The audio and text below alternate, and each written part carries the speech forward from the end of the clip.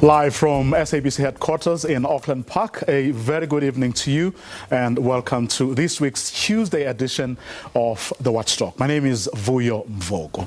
On the show tonight, we're not able to really get the full concession from the Coronavirus Control Council. So that's why we're unable to get all learners back by August.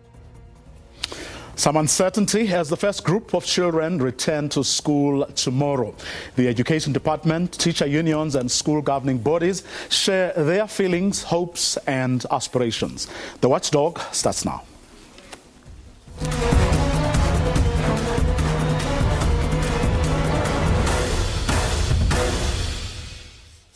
The Department of Basic Education says it has no choice but to continue with rotational learning as it could not get the green light from the relevant departments to allow more learners into the classroom.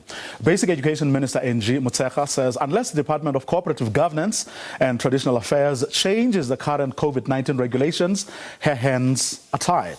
The continuation of rotational learning has come under the spotlight as millions of learners enter into the third year of staggered school attendance. In a media briefing on the state of school readiness for the 2022 academic year, Basic Education Minister Angie Motshekga shed some light on why schools cannot resume full attendance. According to Motshekga, social distancing parameter regulations are dependent on COGTA, and as such it would need their go-ahead to allow more learners into the classroom. Last year, the negotiations that made it difficult for us to have all learners, especially in primary schools, going back, we couldn't get the concession of shifting from 1.5 to 0.5. We're only allowed a meter. So which threw off some of our plans in August. So we're not able to really get the full concession from the Coronavirus Control Council. So that's why we're unable to get all learners back by August. So we're able to only get about 80% of them. Our regulations and our protocols are dependent on the protocols and the regulations of COGTA. So we have to go back to them to say the country has decided to live side by side with the virus, strengthening all the other preventative hand washing, which we think we have mastered in our system. We are appealing again to get COGTA to allow us to reduce from a meter, because now we're still stuck with a meter, to a 0.5. While Motshekga seeks to twist the arm of COGTA, school governing body FETSAS has implored Motshekga to take responsibility. I think it's crucial that every learner should return to class on a full-time basis as soon as possible. Although the minister said it depends on COGTA and the National Corona Command Council, it's her responsibility as the Minister of Education to lead. She's got the backing of the unions and the SGB Association from our side to really plead the case of the learners. It doesn't make sense that we allow contact sport on the one side to take place without masks, but learners are not allowed to sit with masks next to one another to receive education. It doesn't make sense. Teacher union SATU, on the other hand, has welcomed the latest delay by Basic Education. We welcome the decision by the Department of Basic Education to allow our schools to continue with rotational timetabling. We do so because it is important for us to put the lives of the teachers, the education support personnel and our learners and their communities first. While SATU says the next few weeks must be used for observations, NAPTOSA says it will look to science for the answers. We, on our side, are talking to our scientists, together with other unions, so that we also hear what they are saying about the future of this virus. What is the what are the plans in terms of mitigating the impact, particularly in our schools? Ahead of the reopening of schools, Motshekga also stated that schools would not embark on vaccinations on their premises. However, she could not be held responsible if minors presented themselves for vaccinations at sites. Mahlako Komani, SABC News, Pretoria. While educational psychologists are concerned about trauma they say learners have experienced over the past 2 years of the COVID-19 pandemic, one of the country's top vaccinologists says there is no reason for South Africa not to fully reopen schools. So experts say keeping the country's schools closed or partially open has not assisted the country when it comes to preventing infections. There's absolutely no excuse whatsoever for schools not to be fully opened. And if teachers are concerned that their health is being put at risk because children are not vaccinated and because the classrooms are overcrowded, then the thing to do is for teachers to be vaccinated. But the Foundation for Education and Social Justice says the going back to full-time schooling should not be done abruptly. Schooling should not reopen on a full scale for the first term of 2022, so that we give everybody a chance to prepare in terms of the availability of teachers. The current teachers who are there will not be able to handle the bigger number. Remember, if we go back to full time, it means classes will be bigger, and government is not ready at this point to teach big classes with fewer teachers that are remaining in the system. So we need to find a way to ensure that we bring in more personnel. They can open a full scale in April, in the second term of 2022. Psychologists in the sector say the country needs to ensure that learners and teachers get back into a routine, but there will be massive anxiety as some have lost loved ones due to the pandemic. A recent research study showed that about 95,000 students in South Africa have lost a parent or a caregiver. So you can understand that we are going to see a lot of children in the classroom that have to adjust to new routines, but that have also experienced trauma over the last 2 years. While inland schools reopen this week, those on the coast are expected to open next week. Griselda Lewis, SABC News in Johannesburg. For a roundtable discussion on all the attendant issues, let's welcome from the South African Democratic Teachers Union, its Deputy General Secretary Nkosana Dolopi. From the National Professional Teachers Organization of South Africa, NAPTOSA, we have its President Nkosipendule Ndandala. Henrik Maganeta is the Deputy Chairperson of the Foundation for Education and Social Justice. A little later on, we'll be joined by the Basic Education Department's Head of Communications, Elijah Mhlanga, and the National Health Department's Dr. Leslie Bramford, who is the Chief Director for Child Health Program, as well as the department's schools COVID-19 program team leader. Good evening to all of you, and thank you very much for joining us this evening. Let me start with you, Mr. Dolopi. All things considered, is it safe and wise to open schools? Please unmute yourself. First, we would want to welcome all our teachers, more especially from the inland schools who started yesterday. And we hope it will be all systems go tomorrow when they receive and welcome all our learners back to schools. We just hope they rested well, and now they have the necessary energy to start our year well, and we will be able to assist our learners. Look, we have always been of the view that learners should be welcomed back to our schools.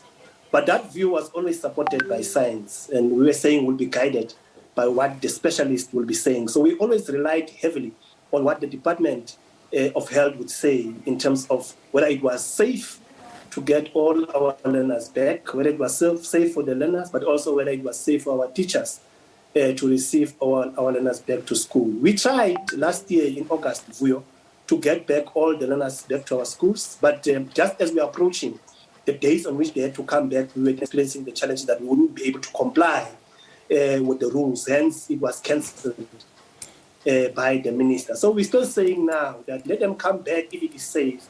For now, it seems like the minister said earlier, it doesn't seem to be safe for all of them to come back. So let's just wait a little bit. Maybe by February we'll accept. Okay.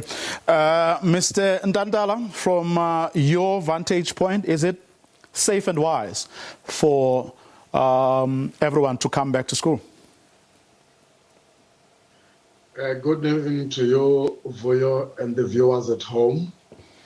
I must indicate that the question of the safety of the full return of the learners to school will be determined by what the science tells us. We are preparing to have a meeting with one of the professors on Friday so that we get sufficient information as to whether at this stage it would be safe for all the learners to return to school.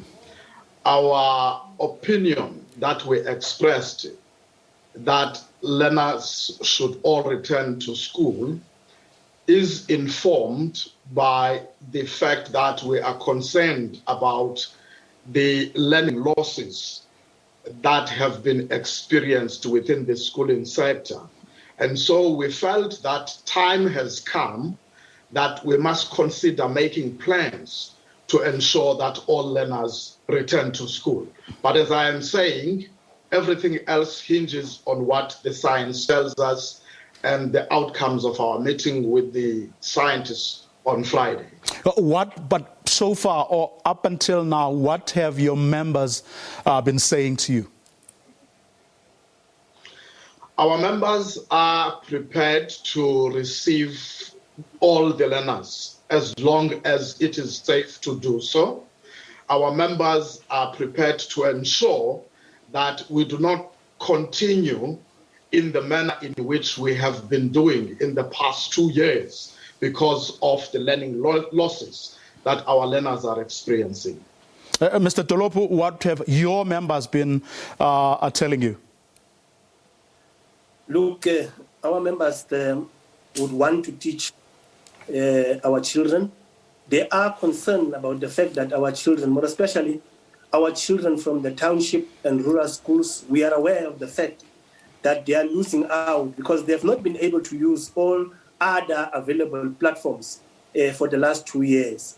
So they would want to have them back to schools to assist them and make sure maybe they're able to recover whatever they're able to recover. But they also emphasize the point that we must follow science. We must make sure that the schools are conducive, they are safe, and our learners, schools don't then become spreader zones. I mean, the key issue here is the issue of social distancing. You remember, Vuyo, just I think last week, even the president of the country was supposed to address a meeting in Limpopo. But because of the question of compliance, because of the question of overcrowded kind of meeting, that meeting had to be cancelled because he had to lead by example. So taking from him, we would not want to subject our own learners and teachers to similar kind of situations. Let them come back when it is safe and make sure that we assist them in terms of their learning. Mr. Maganeta, if I heard you correctly from that insert we played a little earlier, you hold a somewhat different view from that held by the teacher unions. Yes, definitely, Vuyo. I think that the whole question of bringing all the learners back to a full-scale timetable should not be done abruptly. I think that we should wait rather for this term one, so that both teachers and learners can adjust. Remember that we've used this rotational timetable for quite some time. And right now, as we speak, both teachers and learners are already used to the system of rotational timetable.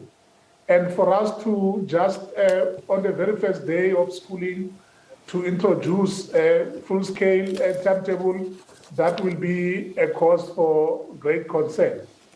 But at the same time, we must remember that in townships, as well as some of our rural schools in poor communities, we still face the whole problem of overcrowding in the classrooms.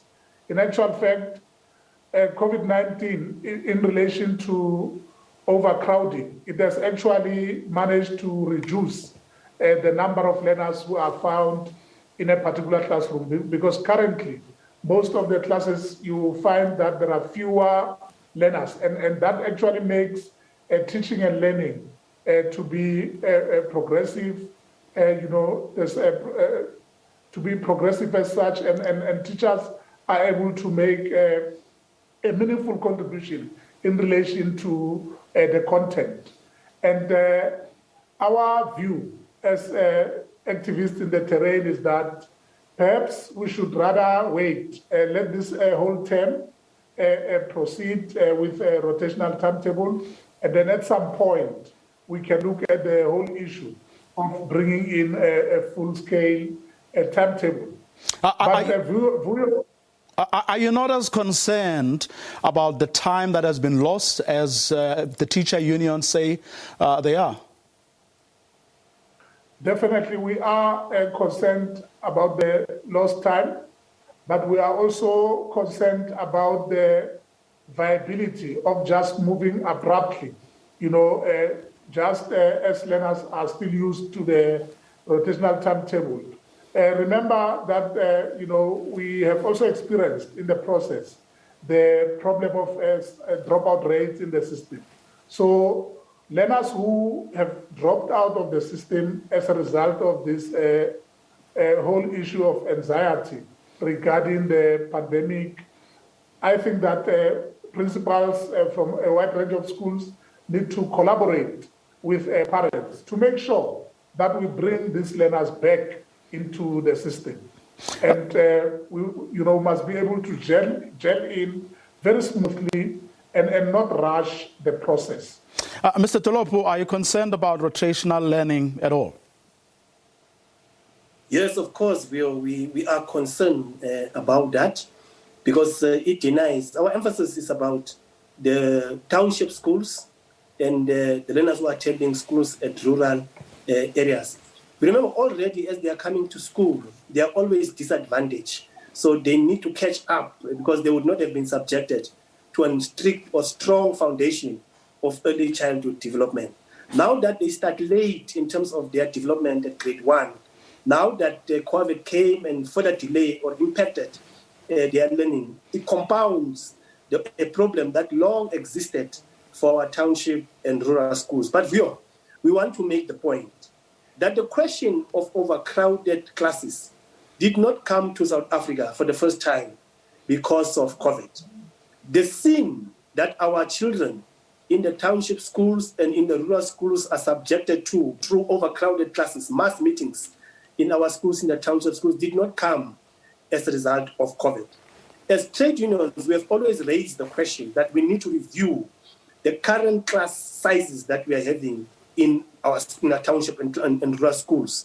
We have always said that the provision, the employment of enough teachers at our township and rural schools is something that we need to attend to. In fact, COVID is just coming to amplify that message, that it is wrong educationally. It's not sound for you to have an overcrowded class in our schools. That's why we are saying it's a sin that we are committing against our children in the township and in the rural schools. And we hoped that in the 2 last years since COVID, that government at least will be able to get the message clearer and start to attend to the question of the provision of more classrooms and also around the question of the employment of more teachers. So it should not be because for the sake of COVID. It should be an educationally sound argument that we are advancing, that children in the township, in the rural schools are being disadvantaged by the fact of them being subjected to overcrowded classes. And I think our leaders should at least listen to this message that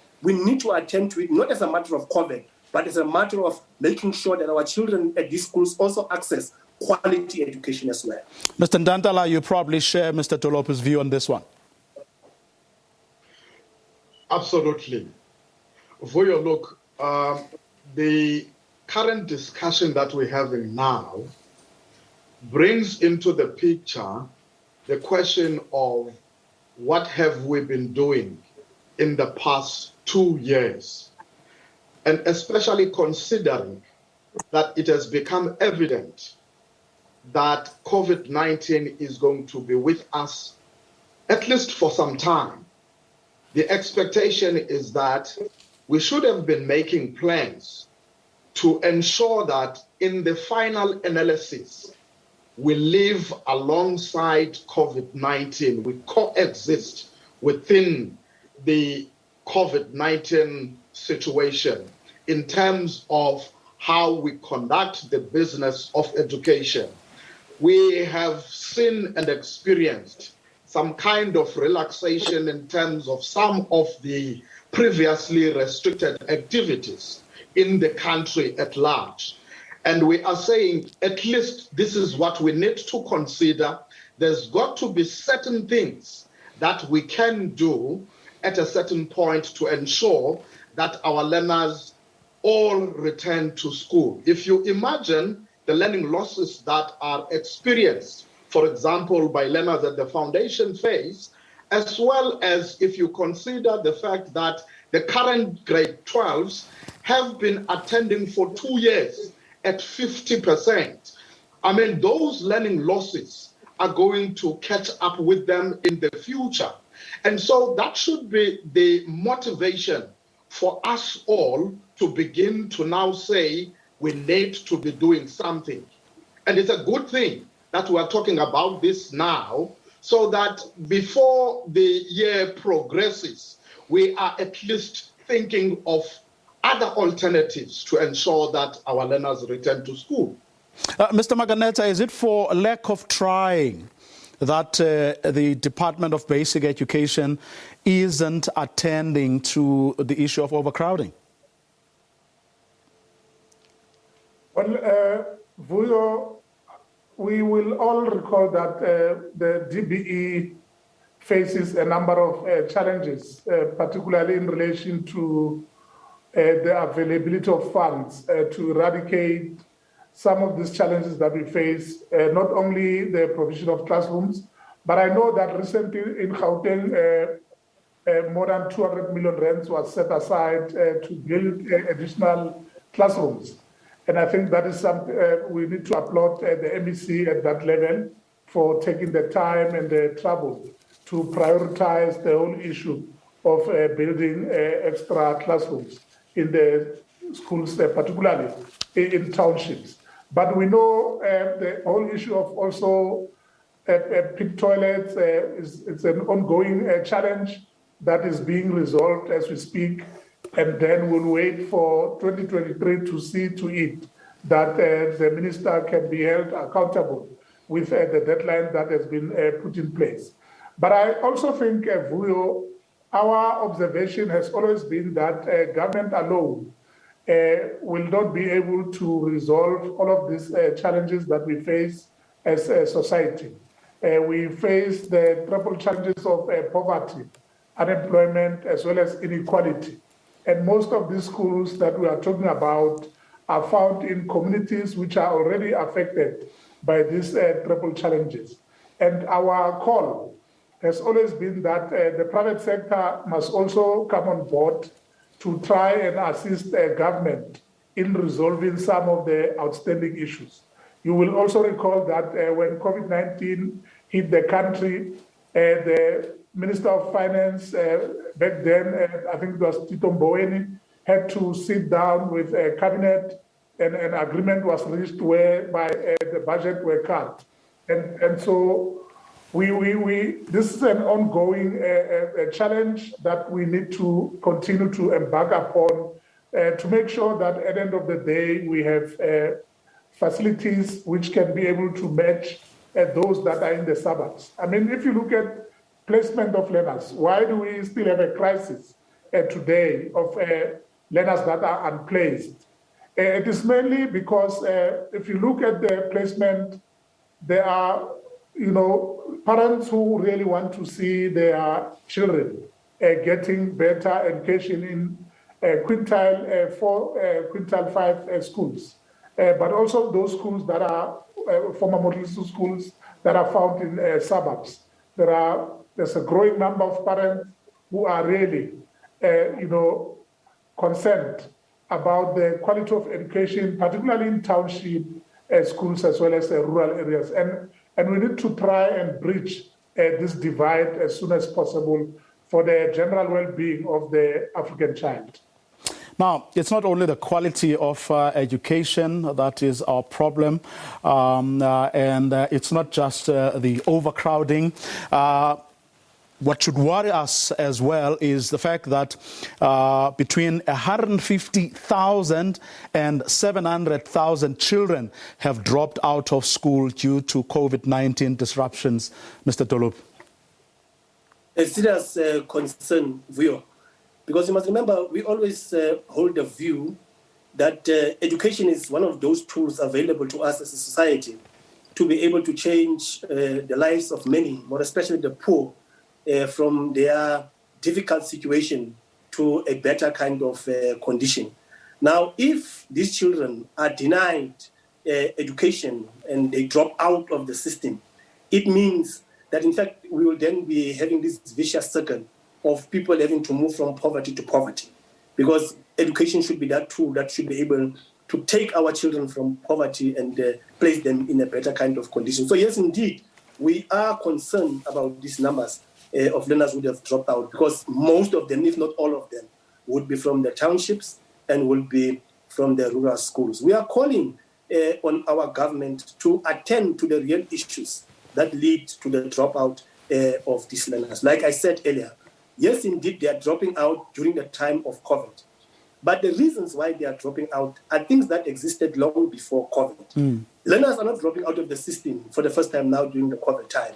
They would have dropped out even before COVID. So we need to address some of these issues, amongst them being the questions of the socio-economic conditions under which they find themselves in. Some of them are heading families. There are social challenges that they are facing as they are coming to school, many social ills that they are confronted with, and so on and so forth. So I'm saying we ought to have a conversation in terms of how do we make sure that we address many of these challenges such that our learners are able to stay in schools. The question of overcrowding contributes to learners leaving school, because learners want to be appreciated, learners want to be attended to.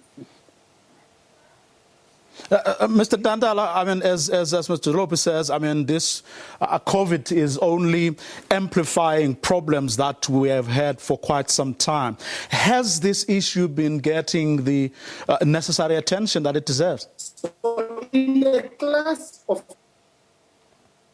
No, I don't think it's receiving the necessary attention that it deserves, for the fact that we still have overcrowding schools in our township, for the fact that they are not building enough schools, more classes in the township and rural schools, for the fact that they are not appointing more teachers in rural and township schools. I think they are not addressing that. They ought to address that. Somebody mentioned the question of saying that it can't be government alone that will be able to address this. COSATU, as the Federation of the Workers in the country, is making a call to say that let us introduce a wealth tax. A wealth tax that will mean that tax Mutsipe, tax Oppenheimer, tax all the billionaires who are now rich, who are billionaires because of the riches of our land. Let them contribute to the education of our children, because in any way, they are the key beneficiaries of our education system. It's through this education system that they are able to get the skills that they need for their factories to be able to be sustained and move forward and even increase their profit margins. Let them be taxed, let them contribute to the delivery of education in our country, and in so doing, we should be able to build more schools, we should be able to appoint more teachers, we should be able to attend to the conditions of service of the teachers, and we will then be able to retain the best in the education system.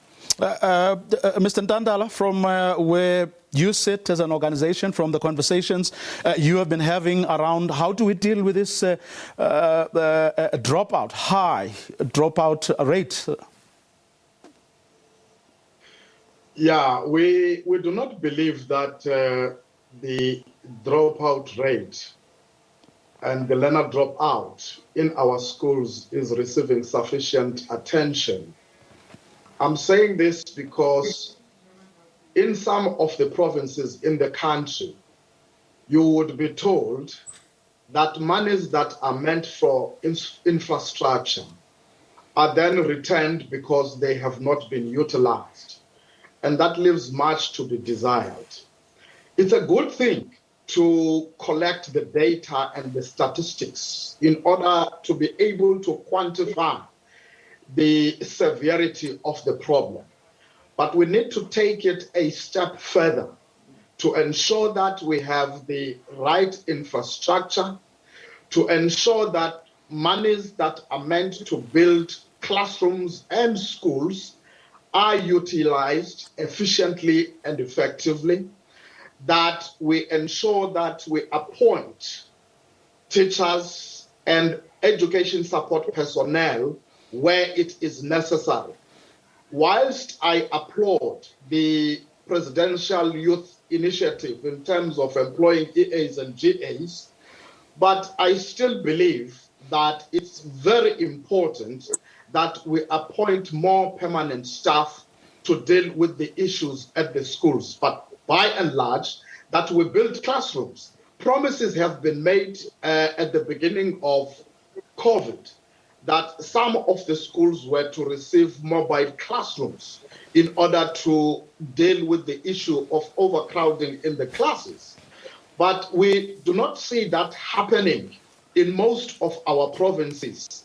And now that we are suggesting that learners must be coming to school, all of them, it means we've got to amplify our efforts to ensure that if we do not have permanent structures, at least we bring in these mobile classrooms in order to alleviate this problem of overcrowding. You could imagine the impact that this learner dropout is having in the communities out there, leading to incidents of criminality, high incidents of drug abuse among the youths, etc. And so it's compounding the problems of the society if we are not quickly responding to those particular issues. If you just joined us, with schools reopening from tomorrow, we are having a roundtable discussion on all the issues, all issues education. We have representatives from the South African Teachers Union, Deputy General Secretary of that union, Nkosana Dolopi, and from the National Professional Teachers Organization of South Africa, NAPTOSA. We have its president, Ngosiphendule Ndandala. We also have Hendrik Maganeta, who is the Deputy Chairperson of the Foundation for Education and Social Justice. In a short while, we'll be joined by the Basic Education Department's Head of Communications, Elijah Mhlanga. We'll also be joined by the National Health Department's Dr. Leslie Bramford, who is the Chief Director for Child Health Program, as well as the department's School COVID-19 Program Team Leader. Those two joining us in a moment. Don't go away.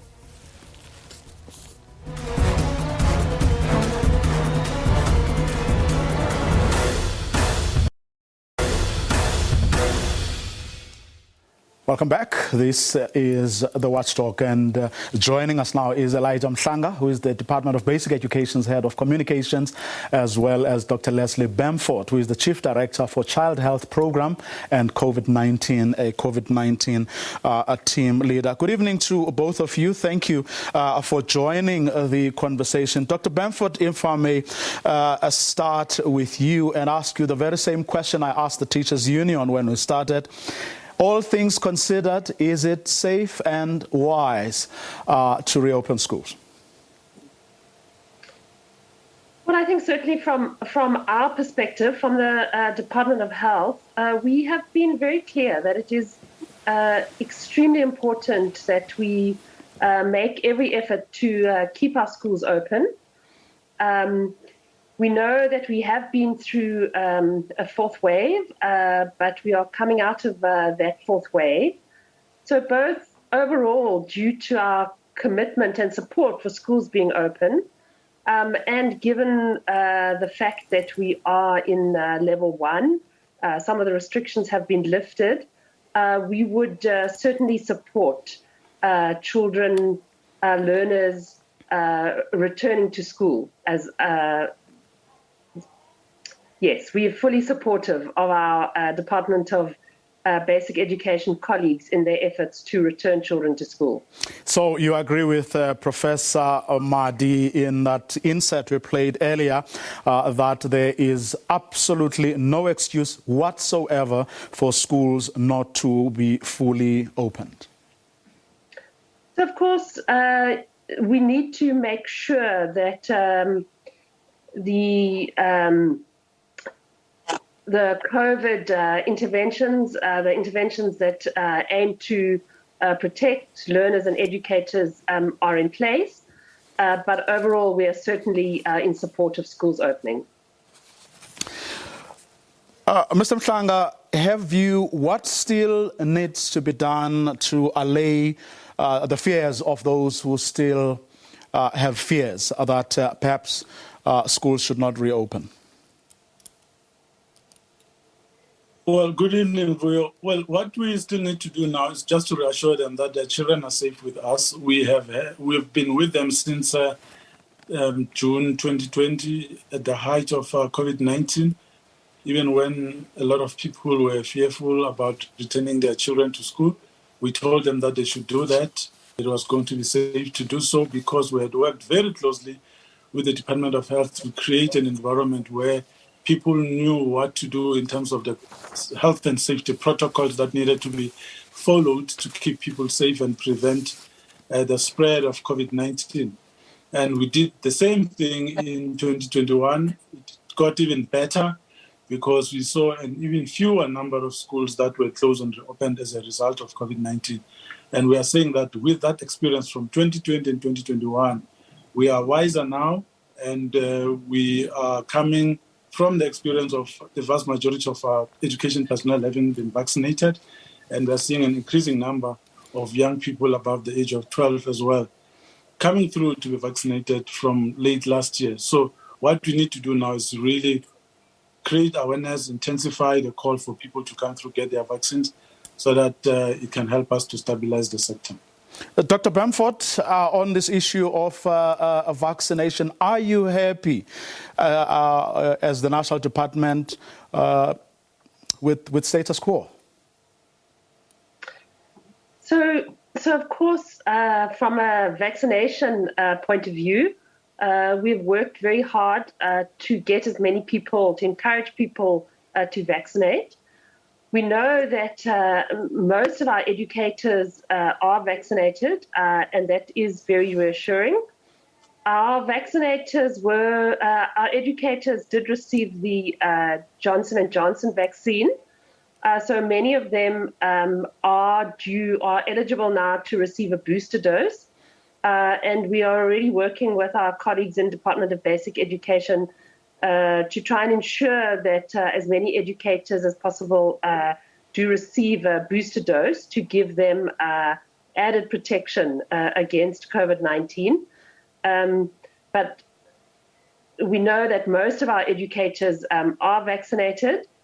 An increasing number of learners are vaccinated, although there is still a lot of work to be done to encourage and to ensure that more of our learners, those who are 12 years and older, are vaccinated. And again, we will be working with schools and with our colleagues in the education department to encourage learners to come forward and be vaccinated, and to make that as easy as possible for them by bringing the vaccinations as close to them as possible. But beyond merely encouraging them, what's the plan specifically with regard to learners? So we currently don't have any immediate plans to in any way to have any vaccine mandate, although of course that is something that is being discussed. So as I've said, our main strategies really, as with the general population, are to encourage people to be vaccinated, to help them understand and to value the importance of and importance of being vaccinated, to allay their anxieties, and then of course to make, as I mentioned, vaccination as easy as possible. So we will be working with schools and figuring out how we can work with, as I say, with our colleagues in the education department to bring vaccinations as close to learners as possible. Okay, no immediate plan yet. Mr. Mhlanga, I mean, with regard to social distancing, the minister earlier said that parameter regulations are dependent on COCTA, and as such, you would need their go-ahead to allow more learners into the classroom. But one would have thought that with the reopening schools as big and important an issue, this matter would have been discussed at the last cabinet meeting. The matter gets discussed all the time, but alongside that, you also need to monitor the COVID cases. Dr. Bamford will tell you there that they do the monitoring and the cases are showing an increase. In fact, at some point, it's 22,000 and above.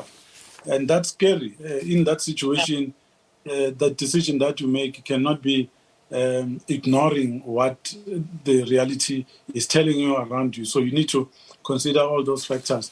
But we are guided by what the Department of Health would say we need to do through the colleagues that Dr. Bamford works with, of course, together with the Ministerial Advisory Committee, and of course the NCCC is there and Cabinet. So these matters are discussed on an ongoing basis, but it's all driven by COVID cases. That's why we appeal to people to do two things. One, to get vaccinated, and two, to make sure that we comply with COVID regulations everywhere. It seems now that people are walking around without masks. Whatever happens there eventually boils down to what happens in school, because your behavior will inform the case numbers, and the case numbers will inform the decision making. And if the decision making says don't return all schools at once, you need to remember where that comes from. So we need to be conscious. Every step that we take every day, wherever we go, we need to understand that eventually it impacts on basic education sector, because at the end of the day, it is us who are expected to receive all these learners for teaching and learning. But that environment where the teaching and learning takes place needs to be a safe one. And it can be as safe as we all make it out to be. And the only way we can do that is to comply and make sure that we protect ourselves from the virus in all the non-pharmaceutical ways. But of course, vaccination remains very important.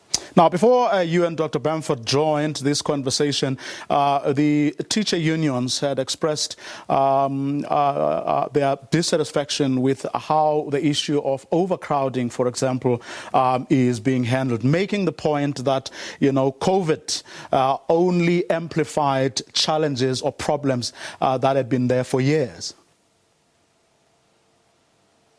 Well, one of the things that the minister has said is that whatever decision that we make, it needs to be carefully considered. We cannot make long-term decisions based on a short-term problem.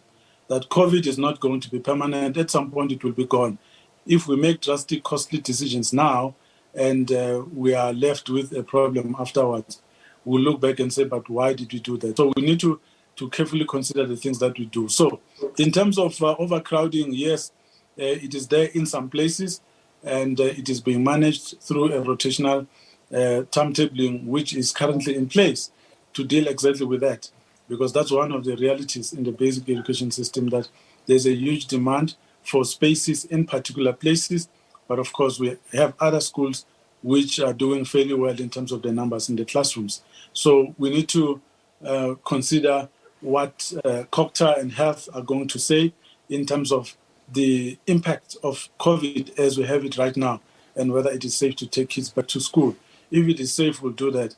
But if it's not, we won't do it, because we know that our schools were not designed to have a social distancing of 1 meter or 1.5 meter in between the children. We know that in some schools, I can tell you that one school which had 6 grade 12 classrooms, when COVID came and the requirement for 1.5 came around, those classes had to become 11 or 12, just grade 12, which means that they had to take the entire school for them to comply. That meant that they had to push out all the other kids and stop going to school. So that's the reality of the situation right now. At the end of it, we might call for schools to reopen in full, but we need to understand that safety is also of paramount importance to us. We don't want to teach kids to go back to school when it's not safe to do so. But the point the teacher unions are making is that overcrowding, class sizes, shortages, teacher shortages, all those things actually predate the pandemic. The question then is whether there's a plan to actually address those issues outside of the challenges that are being imposed by the pandemic. No, when COVID came, we were already in the process of building schools. We're already in the process of merging schools and closing down the non-viable schools, which are small and too costly to maintain. And that work continues now. In fact, COVID has also been an opportunity because we have seen an accelerated provision of services to all our schools, water, that enables us to fight COVID-19. But we've also seen an accelerated process of finishing off schools that had been waiting to be built. So we are working to do that. And rationalization and the measures and closures, all of those are meant to manage the numbers of our learners that we have. But also just pushing teaching and learning. Curriculum coverage is what attracts learners to schools. Where a school is doing well, you are more likely to see a huge enrollment there. So what we are doing now is to make sure that all our schools are doing well in terms of learning outcomes, because when you do that, you are more likely to attract children to all these schools. And when you do that, then you even add the numbers and you reduce the overcrowding. But those are some of the realities of this country, that people are migrating to urban areas and leaving rural areas. So we need to manage in that environment as a sector and say what it is that we need to do to make sure that we minimize the impact of COVID and continue to deliver on much needed basic education services right across the country, not only in urban areas, but everywhere else, so that people are able to stay where they are. Now, outside of pandemic-related issues, overcrowding, shortages, teacher shortages, these high dropout numbers, teacher unions, do you have other issues as we get into this new academic year? Starting with you, Mr. Dolope. Yeah, I think let's start the year on a note that we make sure that we appreciate and respect the right of all our learners to quality education, irrespective of your class, whether you are from the poor in the township and rural school, and or you are from the suburbs elsewhere in Cape Town. So all of us should appreciate that. And therefore, we must make sure that a conducive environment exists for these learners to be able to access that right. We have denied millions of our children, more especially in the township, in the rural schools, quality education. The question of overcrowded, Elijah, it's not an invention of COVID. What COVID is trying to do, it is trying to assist the trade unions to communicate the message to you guys who are in government, to say it is not normal to have children in the townships and in the rural schools to be subjected to a situation of to be taught in a class of 80 learners. It is not normal that we don't have enough teachers employed in the township and rural schools. It is not normal to be able to provide more funding to our schools in the township and rural schools. So we are saying, working together, we need to address these things. If we don't address them, we are going to contribute to questions of inequality, questions of unemployment, and questions of poverty in our country. We are going to contribute to the social ills that we are having in our country. We need to address these things such that we don't see ourselves as contributors to the social ills faced by our country. Mr. Ndandala? It cannot be that during our lifetime we allow this COVID-19 situation to further perpetuate inequality within our communities. We really need to work hard to ensure that education does indeed become the tool that narrows the gap between the rich and the poor. And the kind of actions that we take during this particular time become critically important. We need to hear a very loud voice at this time before the schools reopen from the DBE to say schools and provincial departments must become very vigilant in terms of ensuring that the non-pharmaceutical protocols are being observed in these schools, and where the resources have been depleted, those resources must be replenished as a matter of yesterday. We can't afford to have relaxation. We have sent out a message as NAPTOS to say all our teachers must ensure that they receive the booster dose, as well as ensure that we encourage parents to allow their children to take the vaccination, so that ultimately we have all our learners returning to school. Okay. Thank you very much. Okay, Mr. Maganata, quick closing comments from you. We've run out of time already. Well, Vuyo, we must applaud government for ensuring that they support their children in relation to school nutrition, particularly those that are found in townships as well as poor rural communities, along with the learner stationery.